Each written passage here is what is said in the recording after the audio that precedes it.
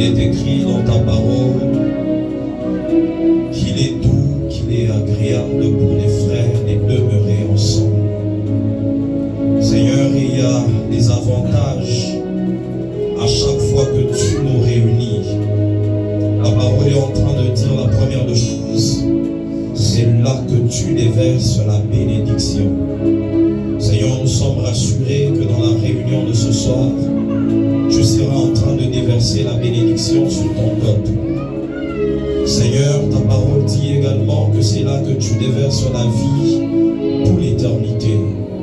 Éternel Dieu, merci pour la vie éternelle que tu seras en train de déverser en nous, la vie éternelle que tu seras en train de déverser dans la vie éternelle, Dieu, de tout celui qui est là ce soir.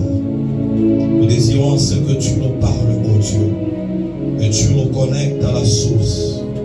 Éternel Dieu, nous ne désirons pas parler, mais nous voulons uniquement à ce que toi seul nous parles ce soir. Dans le nom de Jésus-Christ de Nazareth. Amen. Acclame le Seigneur fortement dans le ciel.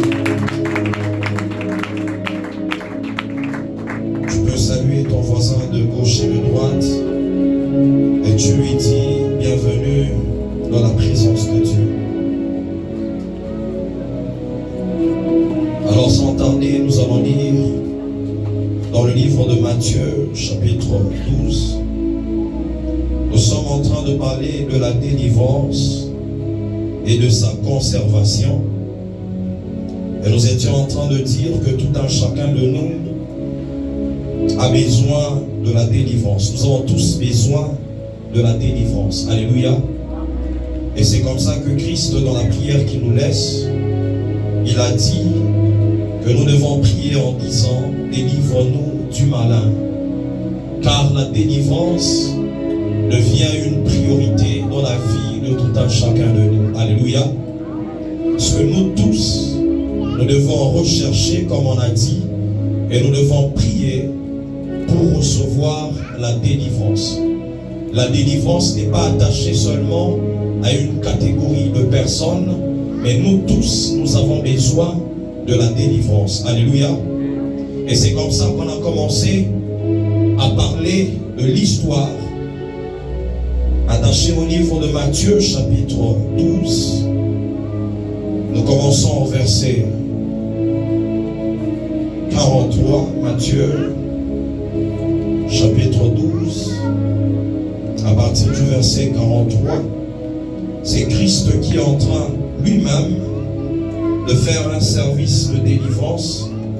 Et au travers de ce service, il a commencé à donner un enseignement attaché à la délivrance. Dis à ton voisin, la délivrance est une priorité pour tout un chacun de nous. Dis-le bien, tu dois prier et rechercher ta délivrance dans tous les domaines de ta vie. Alors je suis en train de lire au nom de Jésus-Christ. Matthieu, chapitre 13, nous commençons verset 43.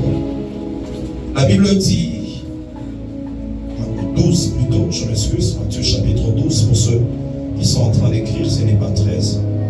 La Bible dit, lorsque l'esprit impur est sorti d'un homme, il va par des lieux arides, cherchant du repos, et il n'en trouve point. Alors il dit, je retournerai dans la maison d'où je suis sorti. Et quand il arrive, il la trouve vide, balayée et ornée. Il s'en va et il prend avec lui cet autre esprit plus méchant que lui. Il rentre dans la maison, s'y établissent, et la dernière condition de cet homme est pire que la première. Il en sera de même pour cette génération méchante. Est-ce qu'on peut acclamer le Seigneur pour la lecture de la parole? Acclame fortement le Seigneur Jésus-Christ. Alors le temps où on était en train d'expliquer sur la délivrance, attaché à cet enseignement de Jésus, nous avons dit que la première vérité est que Jésus-Christ compare la vie d'un homme, compare l'être humain à une maison. Alléluia. Il compare la vie d'un homme à une maison. Et nous avons également lu une portion des Écritures dans le livre de Proverbes où on est en train de dire comme une ville forcée et sans muraille, ainsi est un homme qui n'est pas maître de lui-même. Alléluia. Parce que la Bible est en train de comparer la vie d'un homme à une ville, la vie d'un homme à une maison. Parce que cela est une vérité que tu dois comprendre. Et quand on parle d'une maison, on dit que la première réalité attachée à une maison est que chaque maison a des portes, a des accès. Non seulement que la maison elle a des portes ou les accès, mais la maison a également plusieurs pièces.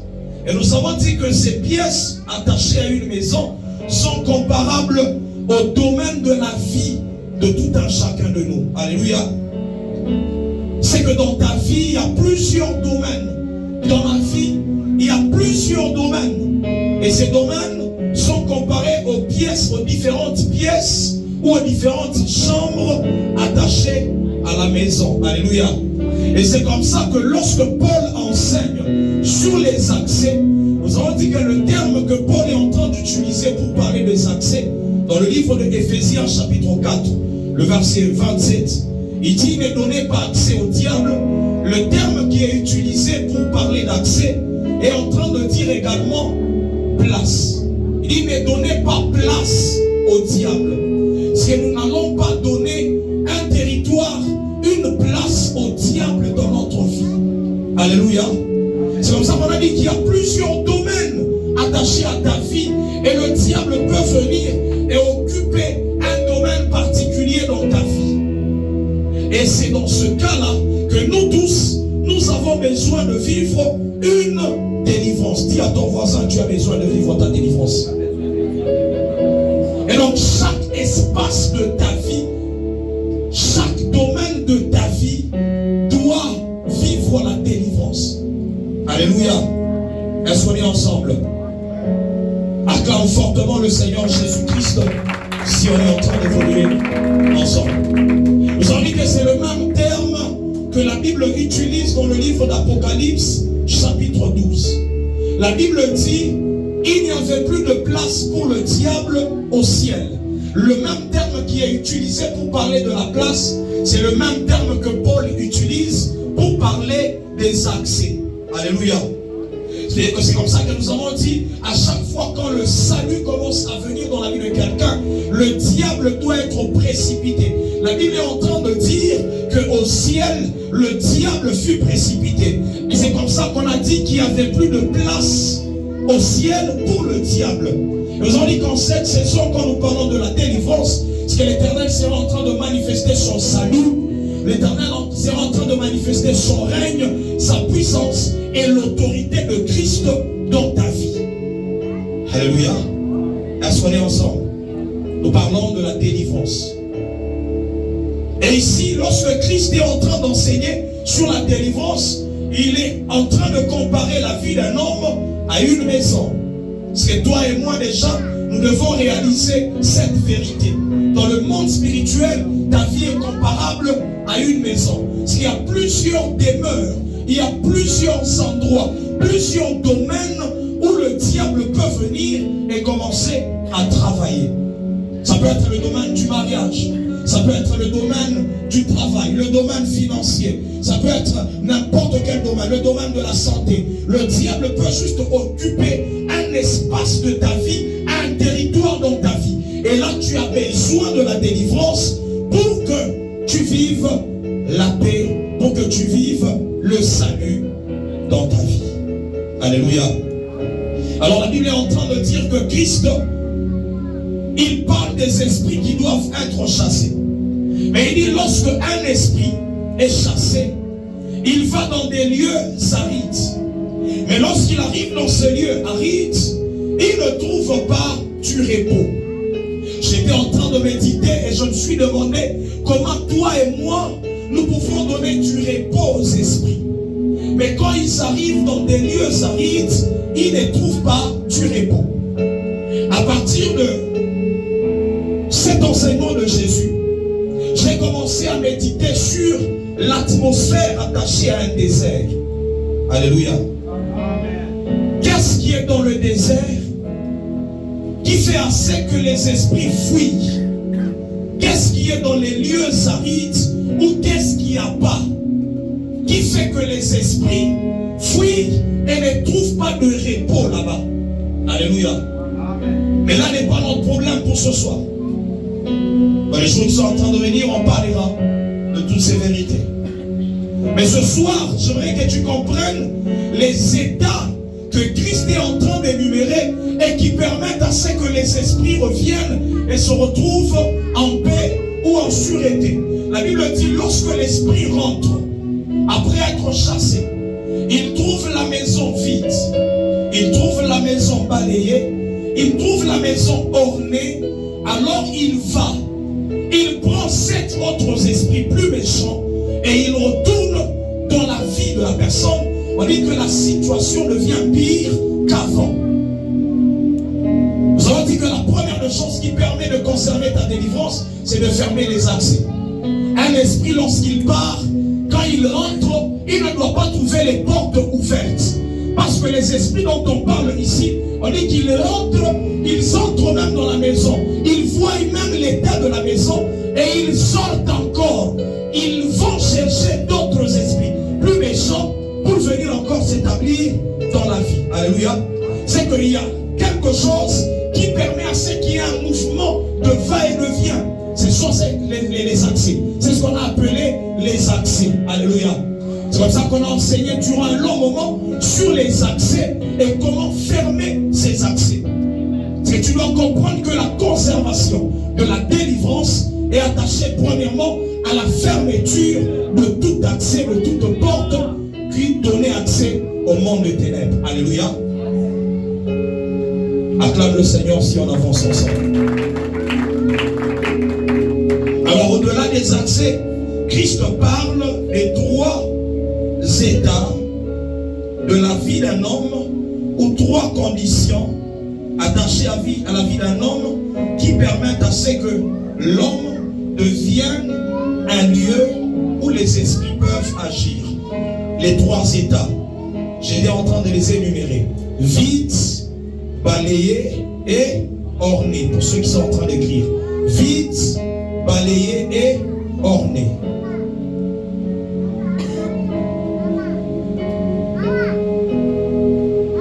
Alors je suis en train de commencer avec l'état vide.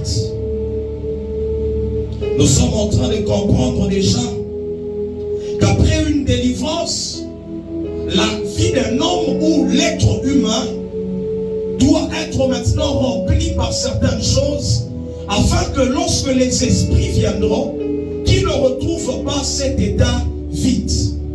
Alléluia. Dis à ton voisin, tu dois rechercher à être rempli après la délivrance. Acclame fortement le Seigneur Jésus-Christ. Parce que tu dois être occupé, premièrement.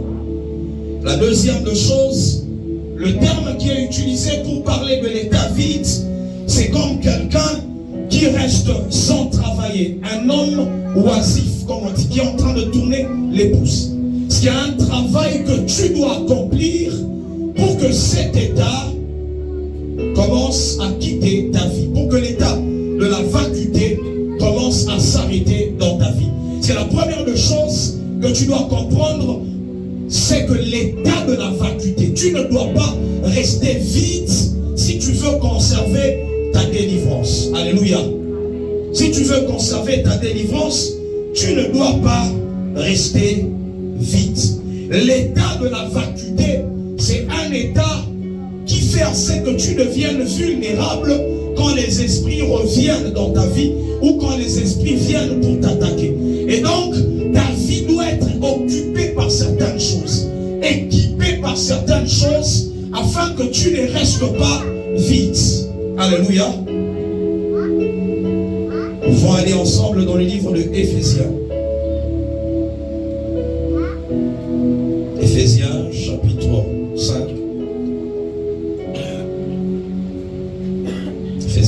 chapitre 5. Nous commençons au 18e verset. La Bible dit: et ne vous enivrez pas de vin, en quoi il y a de la dissolution, mais soyez remplis de l'esprit, vous entretenant par des psaumes et des hymnes et des cantiques spirituels, chantant et psalmodiant dans votre cœur au Seigneur, rendant toujours grâce pour toutes choses au nom de notre Seigneur Jésus-Christ, à Dieu le Père, étant soumis les uns aux autres dans la crainte de Christ. Acclame le Seigneur pour cette lecture. C'est Paul ici qui est en train de donner un enseignement à l'église d'Éphèse. Et il est en train de dire à cette église, il dit: ne vous enivrez pas du vin. Et il dit: c'est de la débauche. Il dit: ne vous enivrez pas du vin. C'est de la débauche. Mais il dit: soyez au contraire remplis de l'esprit. Soyez remplis de l'esprit. Dis à ton voisin: sois rempli de l'esprit. Dis-le bien: sois rempli de l'esprit. Jésus, rempli du Saint-Esprit, revint du Jourdain et il fut conduit par l'Esprit dans le désert, où il fut tenté par le diable pendant 40 jours. Il ne mangea rien durant ces jours-là. Et après qu'ils furent écoulés, il eut faim.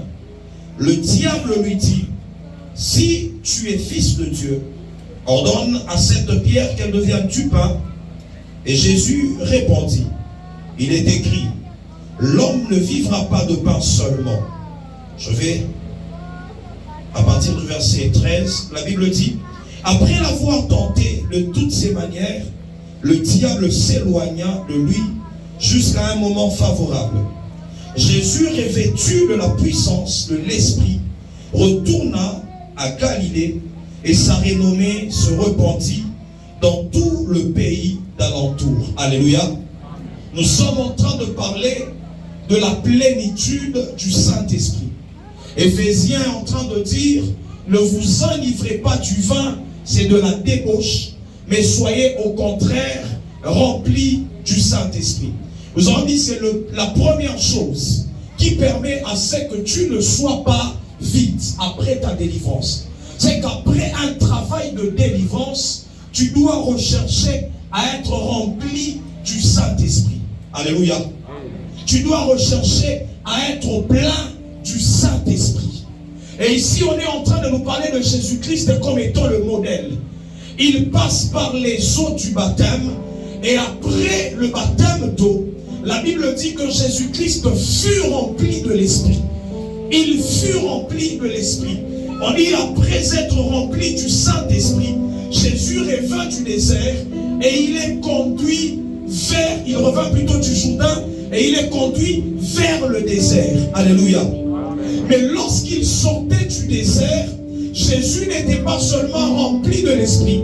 La Bible dit qu'il était également revêtu de l'Esprit. Alléluia. Dans le livre de Galates, on nous dit: nous devons nous revêtir de Christ. Et donc c'est cette expérience dont on est en train de parler. Lorsqu'on parle de la personne du Saint-Esprit, il y a plusieurs expériences que tu dois comprendre. Alléluia. Dis à ton voisin: le Saint-Esprit est la personne qui doit te remplir. Tu dois rechercher la personne du Saint-Esprit. Dis-le bien: tu dois rechercher la personne du Saint-Esprit. Acclame fortement le Seigneur Jésus-Christ. Alléluia. Il dit: si on trouve la maison vide, les esprits vont revenir et la situation sera pire qu'avant. C'est que cet état doit être évité. Et l'une des manières qui nous permet d'éviter cet état, c'est lorsque nous recherchons la plénitude du Saint-Esprit. Alléluia. Et donc la personne du Saint-Esprit doit te remplir, doit prendre possession de tout ton être, afin que les esprits ne reviennent plus dans ta vie. Alléluia. Je vais démontrer quelque chose qui détermine que tu commences à être rempli du Saint-Esprit. La Bible dit que lorsque Jésus était rempli, l'une des choses, il a commencé à être conduit par l'Esprit. Il a commencé à être dirigé par l'Esprit. Dans tous les domaines de ta vie, quand tu commences à être rempli du Saint-Esprit, la première des choses que l'on constate, c'est que tu recherches la direction de l'Esprit dans toutes choses. Alléluia. C'est que si jusque-là, tu ne recherchais pas la direction du Saint-Esprit, c'est que tu n'es pas encore rempli de l'Esprit. Lorsque l'Esprit nous remplit, c'est quelque chose qui commence à devenir automatique. C'est quelque chose qui commence à se manifester de manière automatique dans la vie du croyant qui est rempli du Saint-Esprit. Alléluia. Avant le remplissage du Saint-Esprit, il y a ce qu'on appelle recevoir la personne du Saint-Esprit. Alléluia. Jean chapitre 20, le verset 22. La Bible est en train de dire, Jésus avant son départ, il a soufflé sur les disciples et il a dit, recevez le Saint-Esprit. Ils ont reçu le Saint-Esprit. Mais Christ, dans le livre des Actes des Apôtres, au chapitre 1er, il dit, ne quittez pas Jérusalem. Restez là jusqu'à ce que vous soyez remplis du Saint-Esprit. Et il dit, lorsque le Saint-Esprit surviendra sur vous, alors vous recevrez une puissance et vous serez mes témoins. Alléluia. La première expérience, je m'excuse, ils reçoivent le Saint-Esprit. Dis à ton voisin, la première expérience, tu reçois le Saint-Esprit. Mais après avoir reçu le Saint-Esprit, tu dois rechercher la plénitude de cet esprit-là. Alléluia. Je vais appeler certains hommes qui vont nous faire une certaine illustration pour comprendre ce qu'on est en train d'enseigner. Je vais appeler Papa Hans, je peux appeler Papa Moïse, Papa David. Vous allez nous amener un récipient de l'eau et on va essayer d'expliquer ce qu'on est en train de dire. Dans le livre de Jean, chapitre 7 et chapitre 13, Christ enseigne sur la personne du Saint-Esprit. Alléluia. Christ enseigne sur le Saint-Esprit. Mais lorsqu'il enseigne sur le Saint-Esprit, il parle de diverses expériences. Alléluia. La première expérience dont il parle, c'est de recevoir la personne du Saint-Esprit. Et lorsque vous recevez la personne du Saint-Esprit, il dit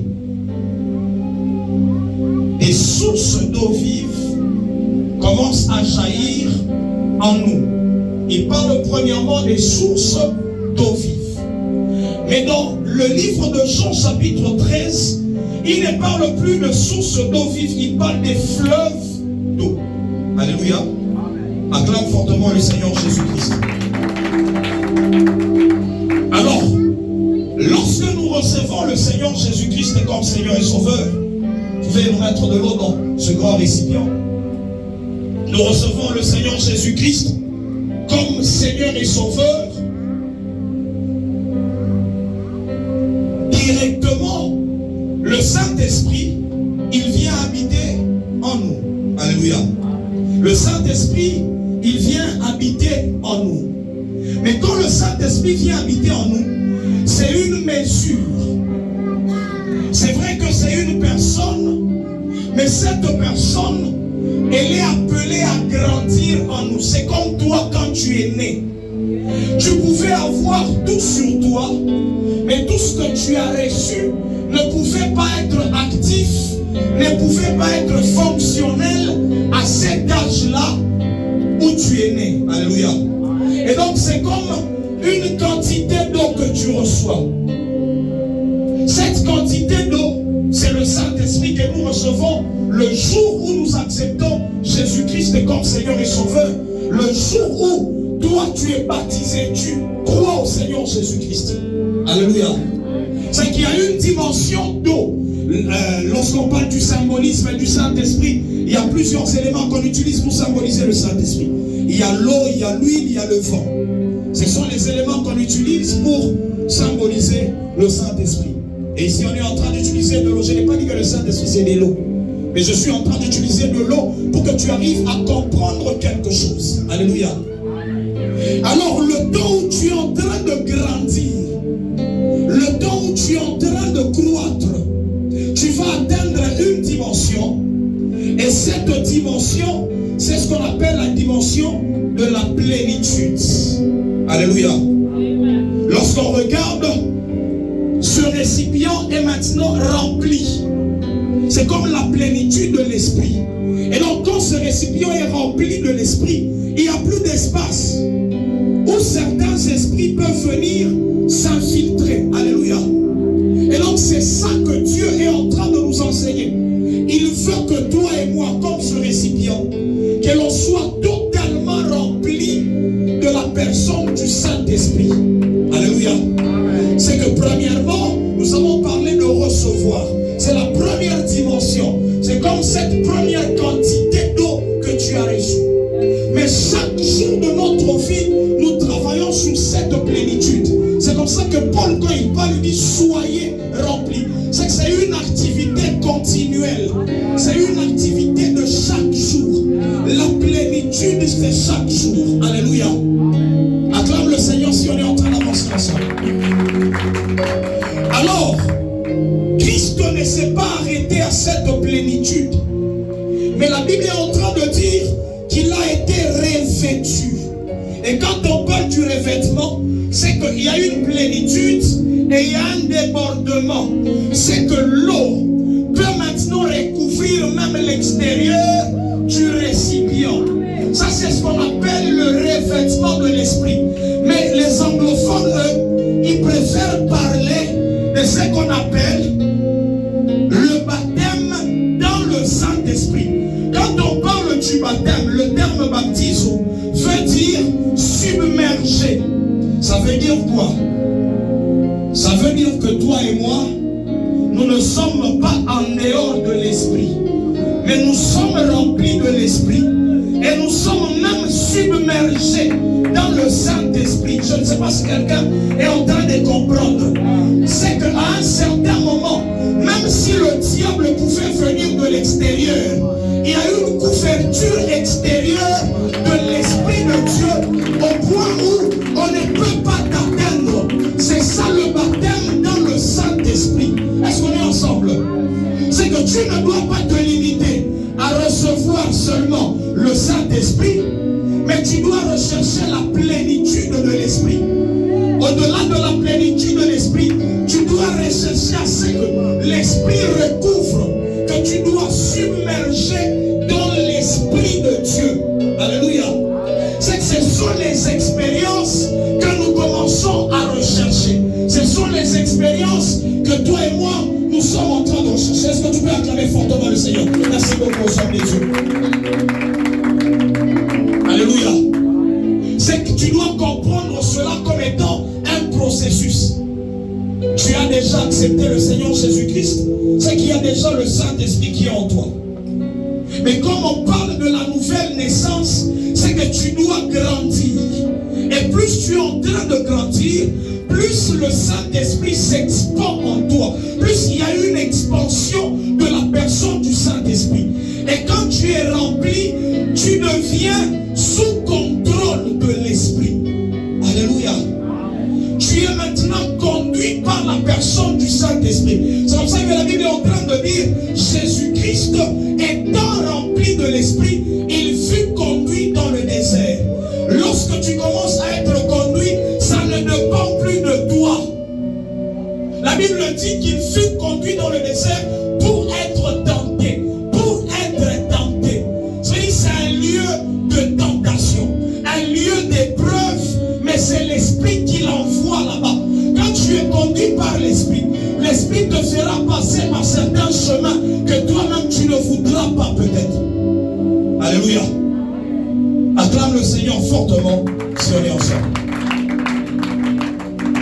Et donc tu comprends que la première expérience à rechercher après ta délivrance, c'est être rempli du Saint-Esprit. tu ne resteras pas seulement dans cette dimension de plénitude, mais tu dois rechercher à être revêtu de la personne du Saint-Esprit. C'est comme ça que Christ, quand il parle dans le livre de Jean, chapitre 16, il enseigne sur le Saint-Esprit. Il dit le Saint-Esprit, il sera en vous. Ça, c'est la première expérience dont nous avons parlé. Au-delà d'être en nous, la Bible dit qu'il sera sur nous. Au-delà d'être sur nous, la Bible dit qu'il sera également avec nous. Ces trois expériences doivent nous accompagner partout où nous passons. Le Saint-Esprit en nous, le Saint-Esprit sur nous, le Saint-Esprit avec nous. Alléluia. Alléluia. Alors, Paul dit, ne vous enivrez pas du vin, c'est de la débauche. Mais soyez au contraire remplis du Saint-Esprit. Pourquoi Paul compare le remplissage ou la plénitude de l'esprit à l'état d'ivresse? Un homme qui est ivre, il ne sait plus se contrôler. Dans le livre des Actes des Apôtres, Actes chapitre 2, la Bible est en train de nous dire que lorsque les disciples, les apôtres, ont été remplis dans la chambre haute, la Bible dit que ceux qui étaient là, ils ont commencé à se moquer d'eux. Alléluia. Actes chapitre 2, le 13e verset. La Bible est en train de dire, mais d'autres se moquaient et disaient, ils sont pleins de vin doux. Ils sont pleins de vin doux. Ça veut dire que ce qu'ils faisaient dans la chambre haute était semblable aux hommes remplis de vin. Nous sommes dans des églises où actuellement nous voulons contrôler même le Saint-Esprit. Nous sommes dans des églises où actuellement nous nous réservons de faire certaines choses.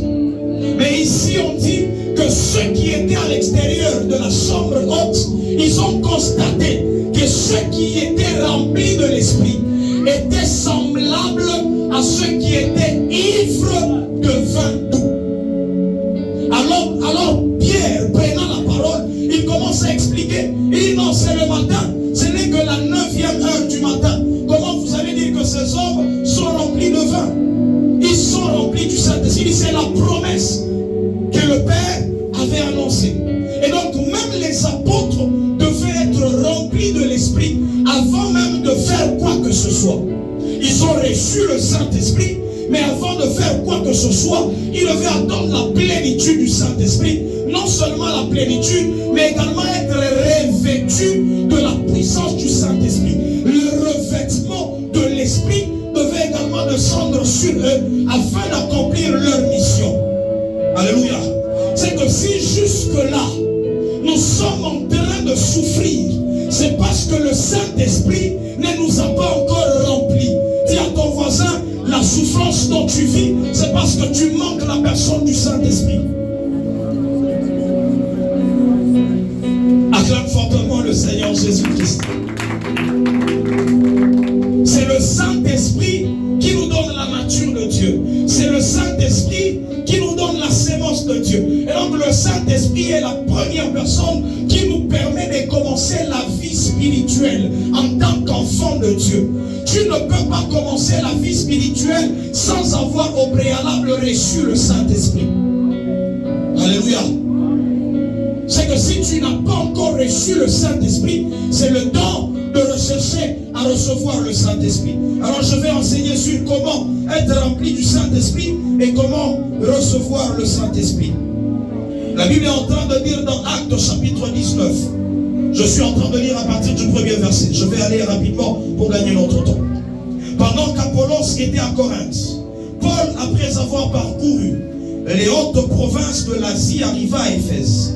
Ayant rencontré quelques disciples, il leur dit, avez-vous reçu le Saint-Esprit quand vous avez cru? Ils lui répondirent, nous n'avons même pas entendu dire qu'il y ait un Saint-Esprit. C'étaient des disciples, mais qui n'avaient jamais entendu parler du Saint-Esprit. Je me demande comment ils étaient des disciples. Ils étaient disciples, mais sans le Saint-Esprit.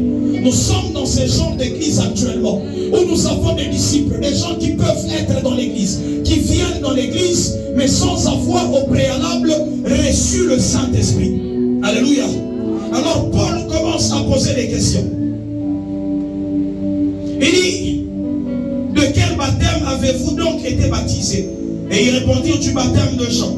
Alors Paul dit, Jean a baptisé du baptême de repentance, disant au peuple de croire à celui qui venait après lui, c'est-à-dire en Jésus. Sur ces paroles, ils furent baptisés au nom du Seigneur Jésus. Lorsque Paul leur eut imposé les mains, le Saint-Esprit vint sur eux et ils parlaient en langue et prophétisaient. Alléluia. Paul parle premièrement de recevoir le Saint-Esprit. Il dit, avez-vous déjà reçu le Saint-Esprit? C'est Paul demandait s'ils avaient déjà fait la première expérience de recevoir plutôt le Saint-Esprit. Alléluia. La première expérience.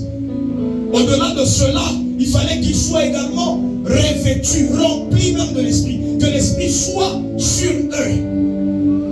Alors la Bible est en train de dire ici, Paul prie pour eux en imposant les mains afin que ces gens reçoivent le Saint-Esprit. Alléluia. C'est que l'une des manières de recevoir le Saint-Esprit, c'est par l'imposition des mains de ce que Dieu a établi sur ta vie. Dis à ton voisin, il y a des personnes que Dieu a établies sur toi qui peuvent prier pour toi et tu reçois le Saint-Esprit. Acclame fortement le Seigneur Jésus-Christ. Cela se passe également dans le livre de Actes chapitre 8. Actes chapitre 8. La Bible est en train de parler de l'évangéliste Philippe. La Bible dit que Philippe, il arrive à Samarie. Lorsqu'il arrive à Samarie, il prêche l'évangile à Samarie. Dieu se manifeste, il y a des miracles, il y a des délivrances. La Bible est en train de dire que les esprits partaient en poussant des cris. On nous démontre qu'il y avait plusieurs choses qui étaient en train de se passer. Alors il y avait même un homme, c'était un magicien. Cet homme-là, il a vu ce que Philippe était en train de faire. Il a commencé à chercher quel était le pouvoir que Philippe était en train d'utiliser. Il est allé, il a commencé à suivre Philippe, mais son objectif c'était pour recevoir le pouvoir que Philippe était en train d'utiliser. Alléluia. Alléluia. Acclame fortement le Seigneur Jésus-Christ. Je vais lire Actes chapitre 8 à partir du verset 14. La Bible dit, les apôtres qui étaient à Jérusalem, ayant appris que la Samarie avait reçu la parole de Dieu, y envoyèrent Pierre et Jean. Ceux-ci arrivés chez les Samaritains, prièrent pour eux afin qu'ils reçussent le Saint-Esprit. La Bible dit, ils sont arrivés à Samarie, ils ont prié pour ceux qui étaient à Samarie pour qu'ils reçoivent le Saint-Esprit. Alléluia. Et la Bible est en train de dire que cet homme-là, il a commencé aussi à demander. La Bible dit, lorsque Simon vit que le Saint-Esprit était donné par l'imposition des mains des apôtres, il leur offrit de l'argent en disant, accordez-moi aussi ce pouvoir, afin que celui à qui j'imposerai les mains reçoive le Saint-Esprit. Alléluia. Il a demandé aussi cette capacité pour commencer à transmettre le Saint-Esprit. Mais ici, nous comprenons que cette capacité n'est pas donnée à tout le monde. Alléluia. Il y a certaines personnes que l'Éternel établit, et quand ces personnes prient pour nous, en imposant les mains, nous pouvons recevoir le Saint-Esprit. Non seulement recevoir le Saint-Esprit, être même rempli du Saint-Esprit. La Bible est en train de dire dans Actes chapitre 19 qu'ils étaient remplis du Saint-Esprit. Ils ont commencé à parler en langue et ils ont commencé à prophétiser. Alléluia. Dis à ton voisin, l'imposition des mains des personnes établies sur ta vie peut également transmettre la personne du Saint-Esprit après avoir prié pour toi. Alléluia. La première manière de recevoir le Saint-Esprit. La deuxième manière, dis à ton voisin par la prière. Dis-le bien par la prière.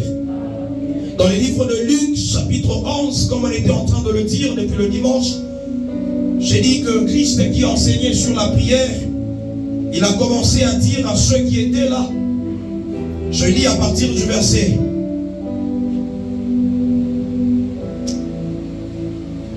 partir du verset 9, la Bible dit, et moi je dis, Luc chapitre 11, pour ceux qui sont en train d'écrire à partir du verset 9. Et moi je vous dis, demandez et l'on vous donnera, cherchez et vous trouverez, frappez et l'on vous ouvrira. Car quiconque demande reçoit, celui qui cherche trouve et l'on ouvre à celui qui frappe. Quel est parmi vous le père qui donnera une pierre à son fils si il lui demande du pain, ou s'il demande un poisson? Lui donnera-t-il un serpent au lieu du poisson? Ou s'il demande un œuf, lui donnera-t-il un scorpion?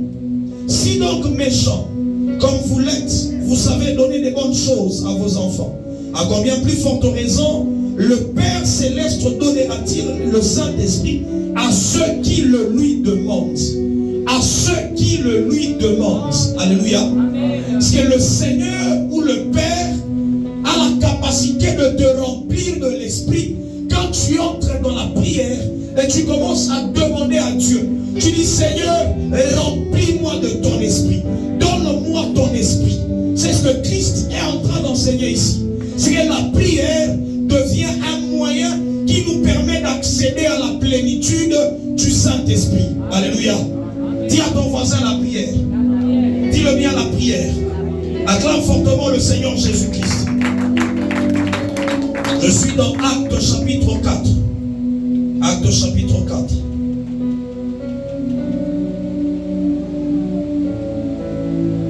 Actes chapitre 4. Je suis en train de lire à partir du verset 24. La Bible dit, lorsqu'ils l'eurent entendu, ils élevèrent à Dieu la voix tous ensemble et dirent, Seigneur, toi qui as fait le ciel, la terre, la mer et tout ce qui s'y trouve, c'est toi qui as dit par le Saint-Esprit, par la bouche de notre Père, ton serviteur David, pourquoi ces tumultes parmi les nations et ces vaines pensées parmi les peuples? Les rois de la terre se sont soulevés et les princes se sont ligués contre le Seigneur et contre son oint.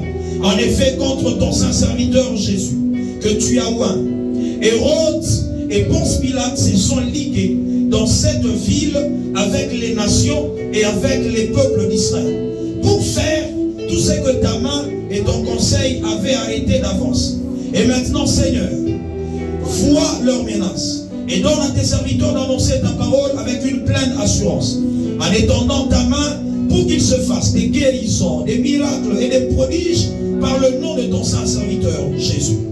Quand ils eurent prié, le lieu où ils étaient assemblés trembla. Ils furent tous remplis du Saint-Esprit et ils annonçaient la parole de Dieu avec assurance. La Bible dit, ils furent tous remplis du Saint-Esprit. Alléluia. Acclame fortement Jésus. Ils sont entrés dans la prière et ils étaient remplis du Saint-Esprit. La Bible est en train de dire dans Actes chapitre 2, ils étaient remplis. Dans Actes chapitre 4, ils sont de nouveau remplis. C'est que la plénitude de l'Esprit est une activité continuelle. Ils ne se sont pas arrêtés à la plénitude de Actes chapitre 2. Ils ont recherché une autre dimension de plénitude. Alléluia. C'est après cette dimension de plénitude que Pierre, plutôt, je m'excuse, commence à accomplir des miracles et son ombre commence à guérir les gens. Alléluia. Acclame Jésus si tu es avec moi. Dans Actes chapitre 2, ils sont remplis. Actes chapitre 3, ils manifestent une dimension de la puissance qu'ils ont reçue. La Bible dit, ils arrivent devant le temple, ils trouvent cet homme qui était boiteux. Ils disent, ce que j'ai, je te les donne. Ils avaient quoi? Ils avaient la personne du Saint-Esprit. C'est pour ça que Pierre dit, je n'ai ni or ni argent, mais ce que j'ai, je peux te les donner. Parce que Pierre savait qu'il avait la capacité de transférer, de transmettre cette puissance du Saint-Esprit. Mais dans Actes chapitre 4, ils prient encore. Ils sont remplis de nouveau. Et là, c'est une autre dimension des miracles qui commence à se produire dans la vie de Pierre. La Bible dit on posait seulement les malades. Pierre commence à passer et son ombre commence à guérir les malades.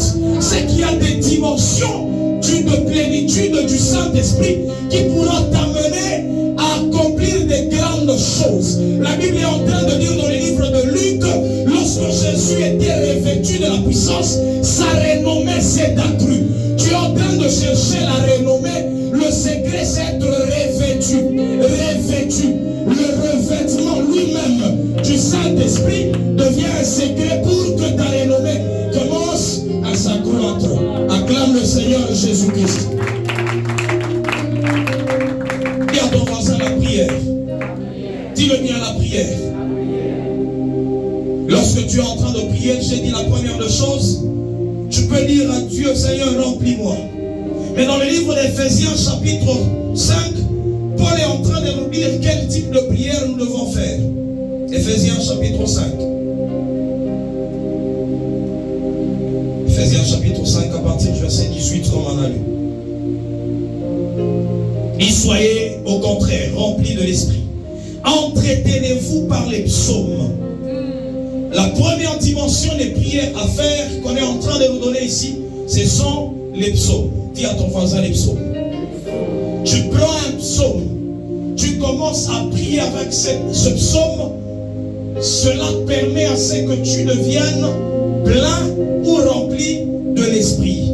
Première dimension de prière à faire, ce sont les psaumes. Dis à ton voisin, ne néglige pas les psaumes. La deuxième de choses, il dit les hymnes. Dans la parole de Dieu, il y a ce qu'on appelle les cantiques. Vous allez voir qu'on parle des cantiques ou des hymnes. Il y a des chants, quand nous les faisons ici, ces chants permettent à ce que nous soyons remplis de l'esprit. Alléluia. Que Dieu amène l'Église à entrer dans la dimension de composer des chants spirituels qui deviennent des instruments de remplissage qui permettent à ce que nous soyons remplis de l'esprit. Acclame le Seigneur. Quelqu'un est en train de dire bon, quand tu chantes ça, comment tu vas être rempli? Et il parle des psaumes, des hymnes, par des cantiques spirituels. Lorsqu'on parle des cantiques spirituels, il y a ceux qui sont allés plus loin. Il y a ceux qui parlent de prière en esprit, prière en langue ou les cantiques en langue. C'est que tu ne vas pas seulement t'arrêter à chanter dans les langues connues, mais tu dois également chanter dans les langues spirituelles. Que Dieu amène son Église à atteindre cette dimension. Les cantiques spirituels, les hymnes. Il dit, chantons et célébrons de tout votre cœur les louanges du Seigneur. J'aime la version anglaise. La version anglaise dit, chantons et célébrons Dieu dans votre cœur. Dans votre cœur. Alléluia. C'est quand tu es là, tu ne dois pas laisser ton cœur être emporté par n'importe quoi. Tu peux prendre un chant. Oh non, à l'intérieur de toi. Il dit chantons et célébrons les louanges du Seigneur dans votre cœur. Alléluia. Ça permet à ce que tu restes rempli de l'esprit. Dis à ton voisin, apprends à chanter dans ton cœur. Dis-le bien, apprends à chanter dans ton cœur. Acclame le Seigneur Jésus-Christ. Plusieurs personnes, quand elles sont dans la présence de Dieu, la grande activité, c'est l'activité physique. C'est comme ça que Dieu dit, ce peuple m'honore des lèvres, mais leurs cœurs sont ailleurs. Parce que tu peux être là, nous te regardons physiquement, tu es là. Nous allons même commencer à chanter physiquement, tu parles. Mais ton cœur est ailleurs. C'est comme ça que Paul dit que la plénitude dont nous sommes en train de rechercher, c'est la plénitude du cœur, c'est la plénitude de l'esprit. Parce que c'est dans ton cœur que tu dois chanter les cantiques, c'est dans ton cœur que tu dois Alléluia. Ce sont les choses que Dieu a données pour que tu sois rempli quand tu es en train de prier. C'est quand tu images et tout boule et tout non. Nous savons que quand nous chantons, ce sont les instruments qui vont nous permettre d'atteindre la plénitude, la dimension de plénitude spirituelle, de plénitude de l'esprit. C'est quand toi tu ne comprends pas, on te dit de chanter, tu n'ouvres pas ta bouche, tu ne chantes pas, tu ne le fais même pas dans ton cœur, parce que tu n'as pas encore compris que les cantiques, les louanges du Seigneur sont des éléments qui permettent la plénitude de Dieu. Tellement que Paul et Silas devenaient remplis de l'esprit, même la prison où ils étaient pouvait être influencée par la puissance du Saint-Esprit qui était descendu sur eux. Ils étaient en train de prier et ils chantaient les louanges de l'Éternel, les louanges du Seigneur. On se demande comment la prison s'est brisée. C'était là le secret. C'était la présence de Dieu qui était venue et qui a commencé à briser la prison. La présence de Dieu dans ta vie a la capacité d'amener la délivrance. C'est comme ça que nous sommes en train de parler de la présence du Saint-Esprit. La présence de Dieu dans ta vie. Alléluia. Comme nous avons parlé de certains lieux où quand tu vas, tu peux te connecter à d'autres esprits. C'est pourquoi nous nous rencontrons en ce lieu. Parce que nous savons que ce lieu est un endroit où tu peux également être en contact avec Dieu, avec la personne du Saint-Esprit. Alléluia. C'est comme ça que nous nous réunissons ici. C'est comme ça que nous faisons ici. Parce que nous savons que c'est un lieu où nous avons établi un hôtel. Il y a l'échelle de Dieu en ce lieu. Alléluia. Dis à ton voisin, il y a les avantages de venir dans la présence de Dieu. C'est comme ça que David est en train de dire une chose que je désire ardemment, ardemment. Il dit, je veux habiter toute ma vie dans la maison de l'Éternel. Toute ma vie. Un roi qui est en train de rechercher à quitter le palais royal pour habiter dans la maison de l'Éternel. Il connaissait le secret. Le secret, c'était la présence de Dieu.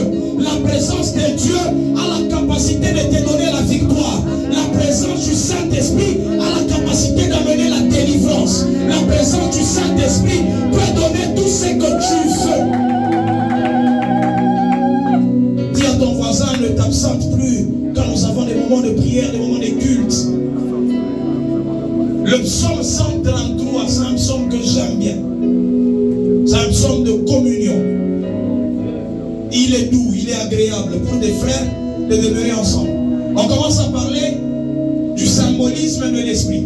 On dit c'est comme l'huile qui est répandue sur la tête de Aaron et répandue sur la barbe, jusque même au bord ou au pont de ses vêtements de sa robe. C'est lorsque nous nous réunissons, il y a une huile qui commence à couler. C'est dans ce genre de cadre que Dieu répand son esprit. Pourquoi Dieu n'avait pas dit aux disciples, vous pouvez vous disperser, chacun va recevoir l'esprit de son côté? Pourquoi il n'a pas dit ça? Il dit, ne vous éloignez pas, restez ensemble à Jérusalem afin que le Saint-Esprit vienne sur vous. C'est qu'il y a ce genre d'endroit où le Saint-Esprit vienne nous remplir. C'est l'avantage de venir dans la présence de Dieu. À chaque fois quand tu viens dans la présence de Dieu, le Seigneur met quelque chose en toi. Il te remplit davantage. Alléluia. Mais comme nous, on n'a pas encore compris, on peut s'absenter comme on veut. Alléluia. La plénitude du Saint-Esprit. La prière avec imposition des mains. Je suis en train déjà de clôturer. Acte chapitre 10. Dis à ton voisin la parole de Dieu. Dis bien la parole de Dieu. Je suis dans Acte chapitre 10. Je commence au verset 44. La Bible dit, comme Pierre prononçait encore ces mots, le Saint-Esprit descendit sur tous ceux qui écoutaient la parole. Tous les furent étonnés de ce que le don du Saint-Esprit était aussi répandu sur les païens, car ils les entendaient parler en langue et glorifier Dieu. Alors Pierre dit, peut-on refuser l'eau du baptême à ceux qui ont reçu le Saint-Esprit aussi bien que nous? Et il ordonna qu'ils fussent baptisés au nom du Seigneur, sur quoi il les prièrent de rester quelques jours auprès d'eux. Alléluia. Dis à ton voisin la prière. Ici on nous parle de cet homme de Corneille. On dit Corneille était un homme pieux. J'aime cette histoire. Un homme qui craignait le Seigneur. Un homme qui faisait les aumônes, les offrandes. Il voit même les anges. Il voit même une visitation d'un ange. Mais curieusement, Dieu lui dit, moi non, ce n'est pas les anges qui m'intéressent. Ce ne sont pas les anges qui sont les plus importants. Il dit, tu vas faire appel à un homme qu'on appelle Pierre. Quand il viendra dans ta maison, alors tu peux recevoir quelque chose. Alléluia. Alors il envoie à Jopé, là où Pierre était, certains hommes qui sont allés pour chercher cet homme de Pierre. Alléluia. Lorsqu'on essaie de lire tout ce chapitre, nous allons voir que Pierre, il avait la capacité de faire la différence quand c'est l'esprit qui parlait et quand c'est l'ange qui parlait. Alléluia. Et Pierre est allé dans la maison de Corneille. Pierre, il a commencé à prêcher la parole. Le temps où il prêchait, les hommes qui écoutaient ce que Pierre annonçait étaient remplis de l'esprit. Alléluia. Parce que le temps où nous venons, nous proclamons la parole de Dieu, c'est un canal par lequel l'esprit vient te remplir. Alléluia. C'est comme ça que j'étais en train de dire, nous ne sommes pas de ceux qui parlent seulement de l'écriture, non. Mais nous savons que derrière l'écriture, il y a l'esprit de Dieu. C'est comme ça que lorsque Pierre parlait, l'esprit pouvait remplir ceux qui étaient dans la salle. C'est que derrière la parole, il faudrait qu'il y ait l'esprit de Dieu. Derrière la parole annoncée, il faudrait qu'il y ait l'esprit de Dieu. Alléluia. C'est qu'à chaque fois quand tu reçois la sémence de la parole, l'esprit de Dieu te remplit. À chaque fois quand tu reçois la sémence de la parole, l'esprit de Dieu te remplit. C'est comme ça que tu dois rechercher à être rempli de la parole de Dieu. Alléluia. Vous savez, au début, j'étais en train de chercher à manifester Christ. J'ai demandé à Dieu comment arriver à manifester Dieu. C'est-à-dire la puissance, la connaissance de Dieu, la révélation de Dieu. Alors un jour, Dieu, il m'amène dans le livre de Jean, chapitre 1er. Il me parle de Christ. Il dit au commencement était la parole. La parole était avec Dieu. Et la parole était... C'est que la parole, c'est ça même Dieu. Quand tu es rempli de la parole, quand la parole commence à se faire chair en toi, tu deviens Dieu. Tu manifestes Dieu. La mise en pratique quotidienne de la parole de Dieu permet de manifester Dieu. Le problème, c'est que toi, tu peux recevoir, même quand on parle, c'est bien, tu reçois, mais après le voleur vient, il arrache la sémence. Ce que Dieu attend de nous, c'est de mettre en pratique tout ce qu'on reçoit ici dans l'église. Toute parole que tu as déjà reçue, tu dois la mettre en pratique. C'est cette mise en pratique qui permet à ce que tu deviennes rempli de Dieu, de l'esprit de Dieu. Alléluia. Dis à ton voisin, est-ce que tu mets en pratique tous les enseignements qu'on te donne? Est-ce que tu mets en pratique tous les enseignements qu'on te donne? On dit de demeurer dans la parole de Dieu. Demeurer dans la parole, dans les commandements de Dieu. Nous, on n'aime pas la parole. Pas comme tout fonge. L'une des choses qui te permet d'être rempli, c'est la parole de Dieu. Alléluia. L'imposition des mains, on a parlé de l'imposition des mains. On a parlé de la prière. On a donné les types de prières, différents types de prières que tu dois faire. Et on a parlé de la parole. Ces choses doivent être quotidiennes. Tu tu dois les faire de manière quotidienne afin que chaque jour, que tu restes rempli de l'esprit. Il y a des personnes au milieu de nous qui peuvent nous dire, mais pourquoi tu as perdu cela? C'est parce que la dimension est en train de baisser. Tu n'es plus rempli de l'esprit. Tu dois rechercher à récupérer cette dimension de plénitude pour manifester ce que tu étais en train de manifester dans le temps. J'ajoute quelque chose à la prière. La Bible est en train de dire Christ, quand il est allé dans le désert, il a jeûné pendant 40 jours et 40 nuits. Tu ne peux pas être rempli de l'esprit lorsque tu n'as pas appris à priver ton corps de certaines choses. Lorsque tu n'as pas appris à priver ton corps de certaines choses. C'est quand tu pries, tu dois accompagner tes prières avec les jeûnes. Tu dois accompagner tes prières avec la méditation de la parole. C'est cette méditation de la parole qui permet à ce que Dieu s'incarne en toi. La parole s'est faite chair. Elle a habité parmi nous, pleine de grâce. Et nous avons vu la grâce de ce Fils-là de Dieu. Alléluia. Dis à ton voisin, la parole doit se faire chair en toi. Acclame fortement le Seigneur. Dis à ton voisin, c'est comme ça que tu dois refuser cet état de vacuité. Tu ne dois pas rester vide. Mon espoir qui est vide ne reste pas vide. Recherche la parole de Dieu. Recherche l'intimité dans la prière avec Dieu. Recherche certains hommes qui peuvent prier pour toi afin que tu reçoives cette plénitude. Il t'impose les mains et tu reçois cette plénitude. Alléluia. Même lorsque nous faisons les combats spirituels, je l'ai toujours dit, la force que nous exerçons, c'est la force de l'esprit. La Bible dit dans Ephésiens chapitre 6, on dit, au reste frères, fortifiez-vous dans le Seigneur et par sa force toute puissante. C'est que la force que nous utilisons, ce n'est pas notre force, c'est la force de Dieu par son esprit. Alléluia. J'étais en train de méditer sur quelque chose. La Bible dit, lorsque nous ne savons pas prier, l'esprit, il a la capacité d'intercéder.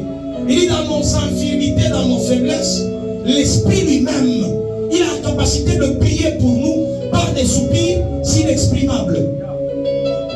J'ai commencé à comprendre à une autre dimension ce verset-là. Vous savez, il y a des moments où nous dormons. Mais quand tu dors, tu sens qu'il y a certaines attaques qui arrivent. Mais quand il y a ces attaques-là, tu vas te rendre compte que tu commences peut-être à prier ou à citer le nom de Jésus sans que tu ne sois conscient.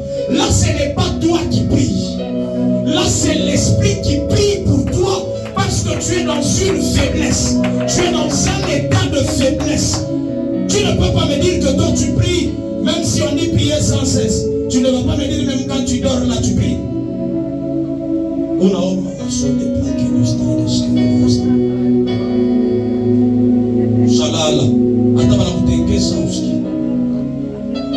C'est vrai, il y a des hommes qui prient quand ils dorment. Je connais un homme comme Papa Daniel, quand on était ensemble, vous allez vous rendre compte que la nuit, à un certain moment, il est endormi, mais il parle en langue.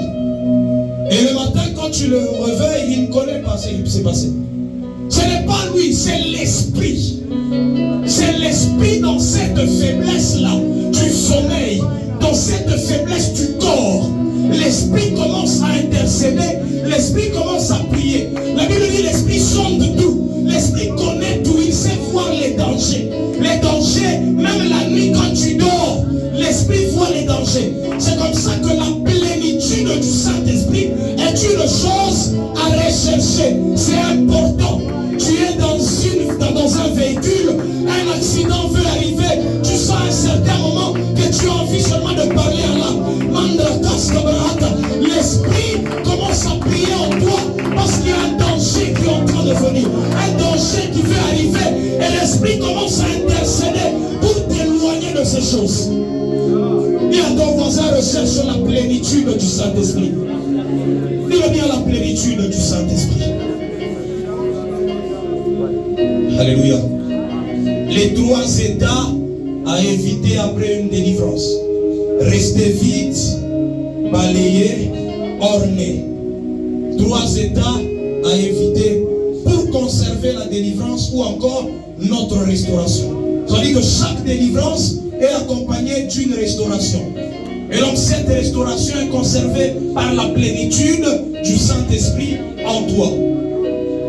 Alléluia. Qui a compris cet enseignement? Acclame le Seigneur fortement si tu as compris.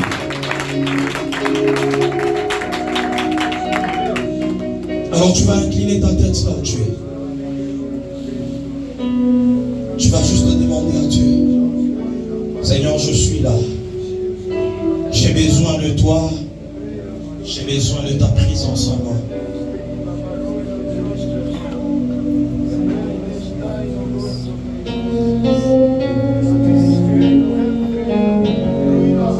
Demande au Père. On dit ceux qui demandent au Père, au nom de Jésus-Christ, le Père donnera le Saint-Esprit.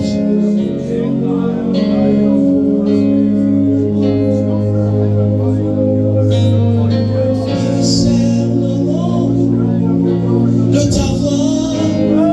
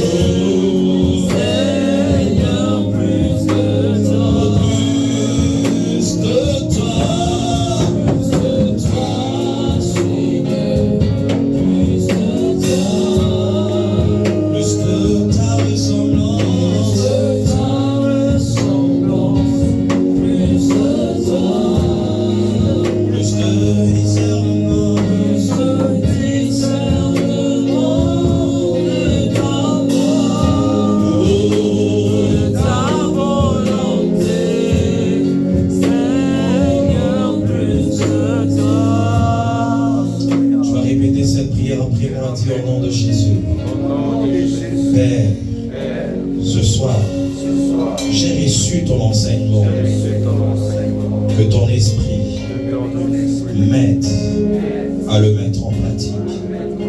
Je chasse tout esprit qui viendra pour voler la sémence de ta parole en moi. Au nom de Jésus, je déclare, Père, que je suis un enfant du royaume. Je suis fils du royaume. Je dois être rempli de ton esprit. Remplis-moi de ton esprit. La plénitude de ton esprit. Seigneur, une nouvelle expérience.